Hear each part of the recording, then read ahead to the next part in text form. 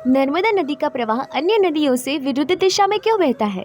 चलिए जानते हैं इसके पीछे की पौराणिक कहानी और वैज्ञानिक कारण। हमारे देश की अन्य सभी नदियां पश्चिम से पूर्व तरफ बहती है, परंतु नर्मदा एकमात्र ऐसी नदी है जो पश्चिम से पूर्व नहीं परंतु पूर्व से पश्चिम की तरफ बहती है। नर्मदा नदी भारत के मध्य प्रदेश और गुजरात की मुख्य नदी है, जिसका उद्भव स्थान अमरकंटक के मैखल पर्वत से है। प्रथम जानते हैं इसका वैज्ञानिक कारण। नर्मदा नदी के उल्टे प्रवाह का कारण है रिफ्ट वैली। रिफ्ट वैली का अर्थ है कि नदी का प्रवाह जिस दिशा में होना चाहिए, धरती का ढलान उस दिशा से विपरीत दिशा में होता है और इस कारण नदी का प्रवाह ढलान की तरफ बहने के कारण बाकी नदियों से विरुद्ध दिशा में बहता है।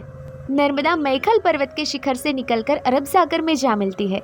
अब जानते हैं इसके पीछे की पौराणिक कहानी। कहा जाता है कि नर्मदा का विवाह सोनभद्र से होना था, लेकिन सोनभद्र को नर्मदा की सखी जुहिला से प्रेम था। इससे क्रोधित होकर नर्मदा ने जीवन भर कुंवारी रहकर विपरीत दिशा में बहने का फैसला किया। यदि हम भौगोलिक स्थिति पर भी नजर डालें तो देखा जाता है कि नर्मदा नदी एक निश्चित बिंदु पर सोनभद्र नदी से अलग हो जाती है। आज भी यह नदी अन्य नदियों से विपरीत दिशा में बहती है, जो बहुत ही आश्चर्य की बात है। ऐसी ही जानकारी वाले वीडियोस के लिए हमारे चैनल को सब्सक्राइब करें।